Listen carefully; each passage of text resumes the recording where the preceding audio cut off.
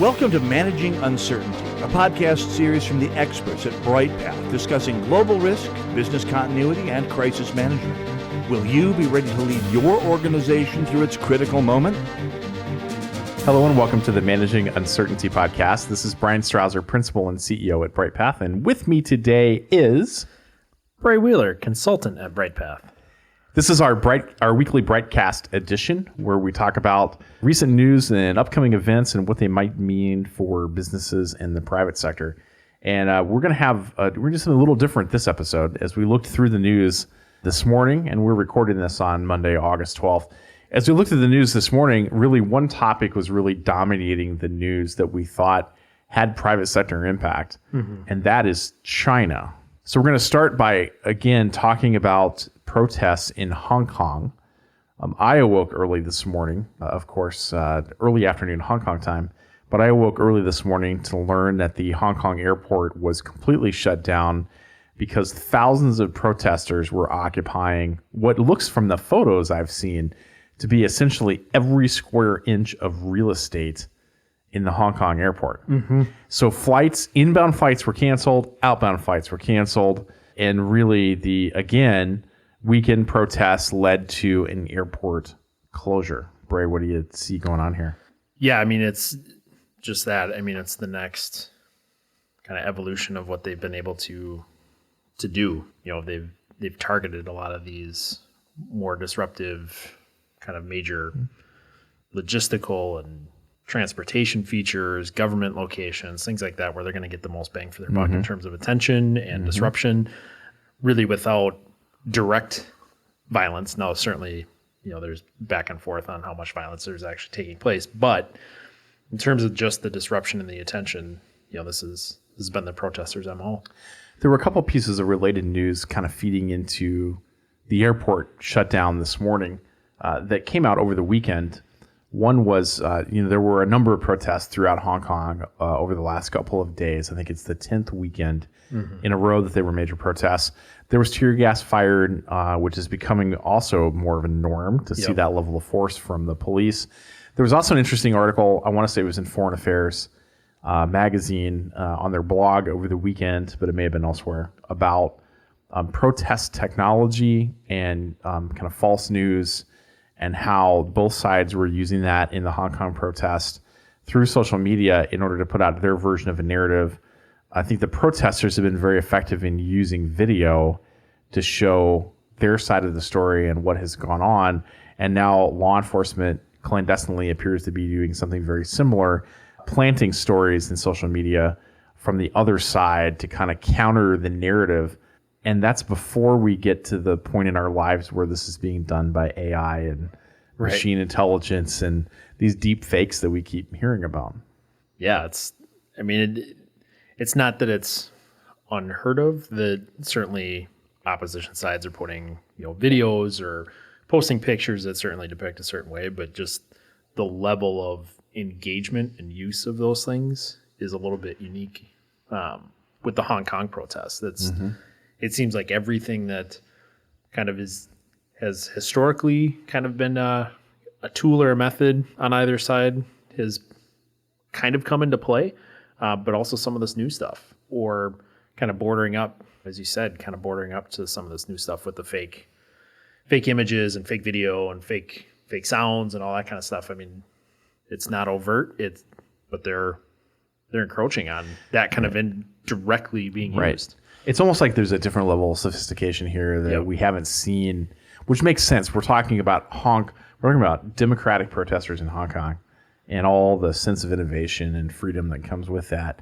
And China, the rising great power, who has made a name for themselves in some ways because of their technological capability, really only rivaled by the United States in the great power conflict. Yeah, I think to your point, the level of technology use in everyday life, the level of education, the level of all those things are definitely coming into play here in a different way than we've seen in some of these other countries, where they're upset about lack of access to those things and lack of access to be able to grow and to use technology and to have that accessibility. That's not the case between China and Hong Kong. They have it. So it's almost like a protest on a different front, kind of a 21st century protest almost, with just every technological piece coming into play, and we're seeing it and we're hearing it everywhere. I mean, it's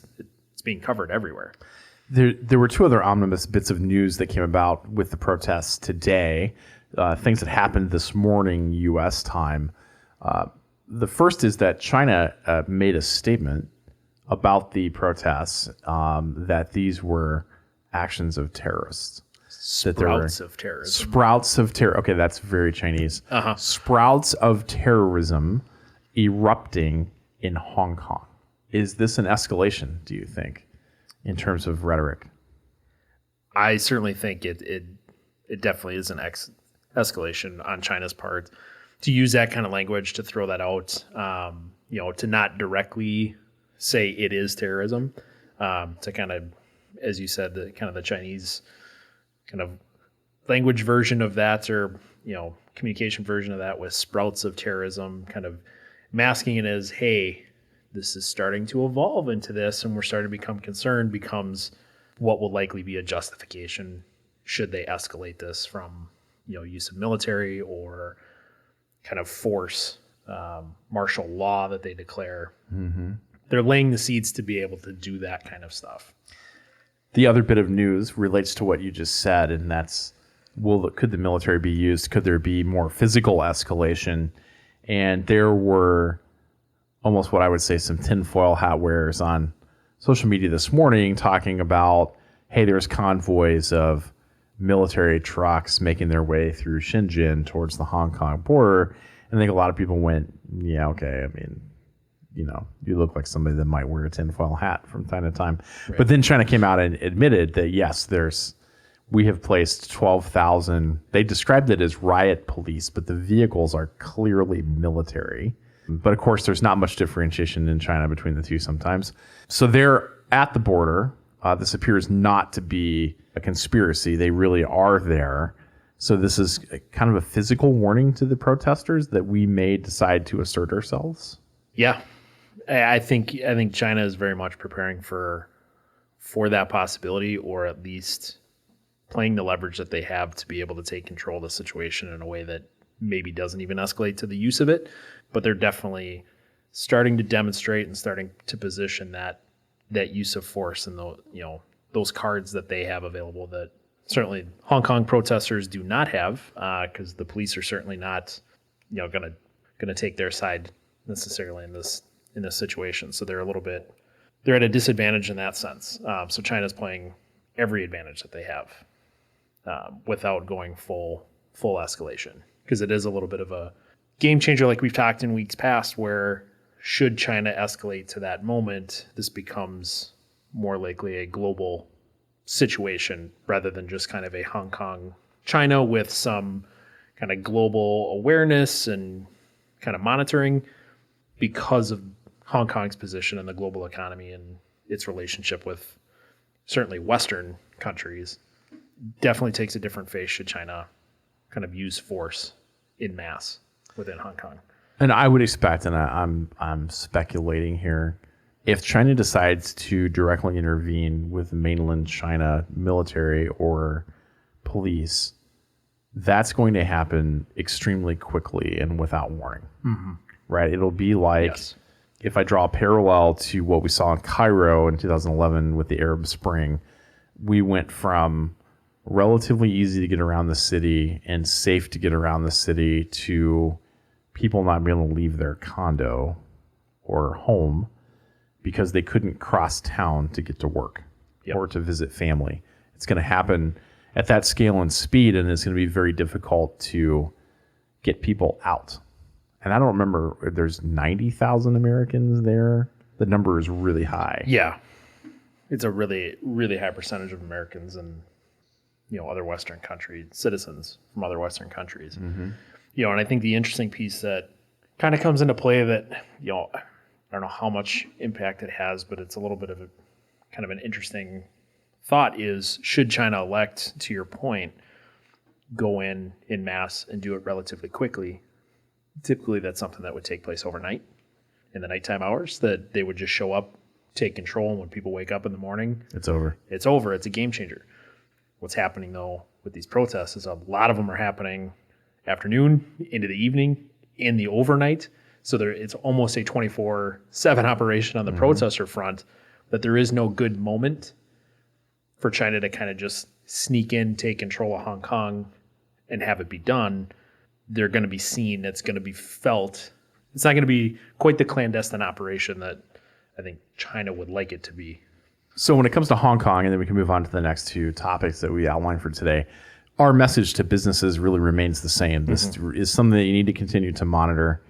I think you've got to be cognizant of the fact that this may move so quickly you don't have an opportunity to respond or to put other plans in play. So now is the time to plan for those various contingencies.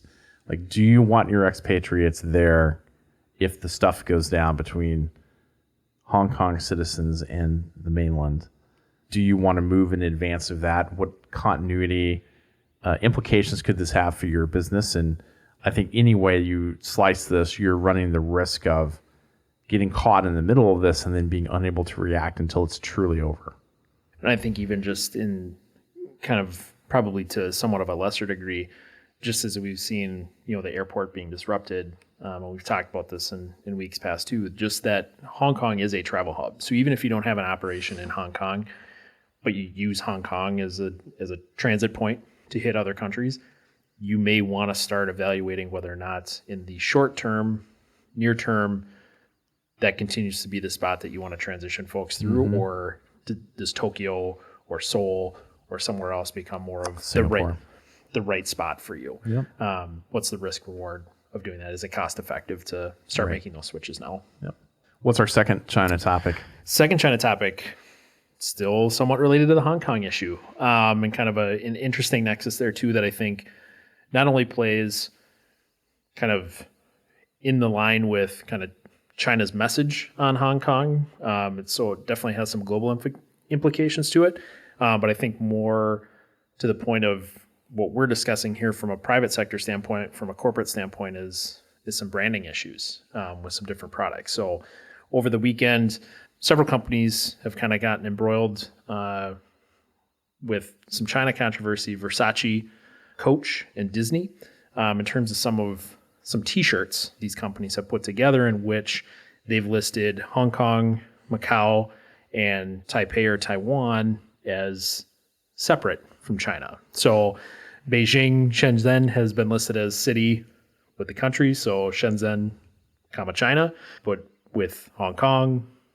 and Macau, they're listed separately as just Hong Kong, or Macau, and then Taipei is Taipei, Taiwan, which in China's view is highly offensive to a one China policy that they have and one China vision that they take issue with, but also feeds that narrative that's going on in Hong Kong and some of those sensitivities. But I think just from a corporate branding standpoint, it kind of, not only is it an issue itself, just from that market and those Chinese customers, looking at that and being offended by it and kind of impacting market space, but also it kind of leads into the need for corporations to really have kind of somewhat of a review process with some of their products to highlight some of those sensitivities that may come into play and may impact you.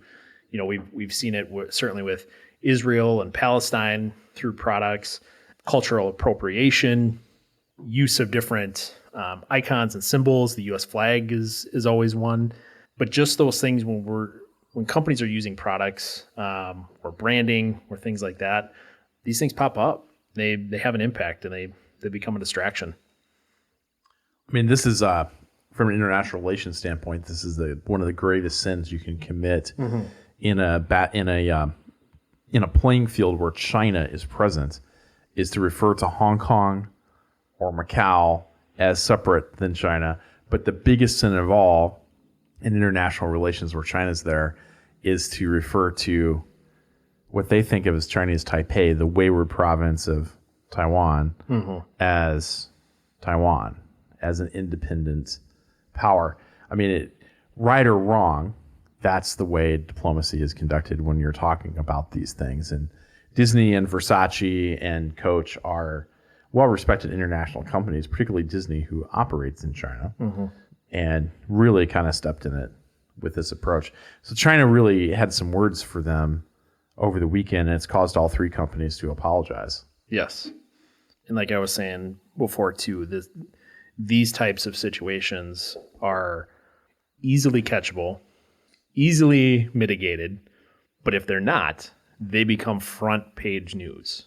And to your point, particularly with China in the volume, and like we talked about, just right before, the circumstance of what's going on in Hong Kong and that narrative of Hong Kong being a part of China.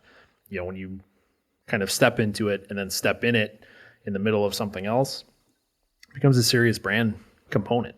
And China's a big market, and they're a big player in the global economy. Absolutely. So I'm not sure there's anything here to monitor. Certainly, companies should be culturally sensitive on this particular topic. Make the right decision by your company. And I think if you're fortunate enough to have, or you've invested the resources into it, from a reputation monitoring, from a crisis response monitoring, there's opportunities. We've seen it with other companies. Company used to work for became kind of a cross-functional group that got put into place to kind of review some of these things as a point for different merchandising or branding or communications or whatever it might be, to be able to go and use it as a resource to look and say, hey, this looks all great, but if you do this, we're going to have an issue because listing Hong Kong as separate from China is going to be an issue. Or used before, Israel-Palestine, was a common one. Putting Palestine on things, causes issues. So there's really having a mechanism or having a thought process or starting to think about from a rep management standpoint, from a kind of incident response standpoint, starting to have some of those reviews or those conversations, highlighting those as potential issues at the very least, could become effective in mitigating some of those, or at least getting ahead or being prepared to respond. Yeah, I completely agree. I think that those are very important things to have in place. If you're gonna do business on a global scale, then you need to understand the sensitivities involved in such. Yep. So our last topic for this week's edition is just in general about some current news around tariff and currency issues between China and the United States. There were two big announcements around this last week, both done by the president. The first is that he was adding a 10% tariff to products that were not currently seeing a tariff from China to the United States. China retaliated following that tariff announcement by saying that they were going to stop buying grain from the United States. That's a pretty significant impact on the Midwest, where most of the grain used in the world is grown, and China is the biggest market for grain in the world and buys a significant amount of grain from the United States. So hard to know where that's going. Interestingly enough, on NBC News this morning, I saw that there was a poll of farmers in Indiana, Illinois, Minnesota, Wisconsin, Nebraska, I believe were the states, about the tariffs, and 57% said they supported the president's action. The other thing that happened between the U.S. and China last week is that the United States, for the first time, declared China to be an international currency manipulator, that they were deliberately manipulating the yuan, the Chinese national currency, which then, after an initial very negative response, China came back and said that they would not devalue the yuan in the international markets. Their initial response, by the way, is that this was a ridiculous accusation by the United States, but then within 12 hours they said, well, we won't be downgrading or otherwise manipulating the yuan. Well, and I think they were trying to combat the perception, at the very least, that they were doing it in response to the tariffs, as a weapon to kind of counteract the tariffs that were put into place, and that it was reactionary rather than they did it because it was the right economical thing for China to do, independent of tariffs, was kind of the narrative they were trying to kind of re-put out after kind of stepping in it. So these are definitely two issues to watch. The tariff situation when it comes to grain and the Chinese deciding not to buy U.S. grain. I'm not actually sure how sustainable that is. I think the grain in the world typically comes from the United States, although Russia grows a significant amount of grain as well. But I'm not sure if that threat will actually turn out to be true or not. But certainly the trade war continues to heat up. And that's definitely an issue that businesses should continue to monitor. Yeah, I think especially going into kind of the fall and winter, when typically the Midwest, the big producers of it, are going to go into winter season, and having a lot of that stored up, and how long has that been stored, and whether or not that can be, sent over. So even though we've grown it, we're holding it. Kind of how does that play? I think it's, to your point, the sustainability of some of that is in question, but timing is certainly another piece to it too. That the fact that this is taking place right now, in comparison to that fall winter time period where there's a little bit lower risk or pressure from it, we'll have to see. Mm-hmm. That's it for this edition of the Managing Uncertainty podcast. We'll be back with our regular topical episode next Monday. Thanks for listening. Hope to hear from you again soon. Thanks for listening to this episode of Managing Uncertainty, produced by the experts at Bryghtpath. To receive notifications of new episodes, join our newsletter at bryghtpath.com or subscribe through your favorite podcast player, such as iTunes or Google Play. Learn more about the services and trusted advice from Bryghtpath by visiting bryghtpath.com. That's BryghtPath.com.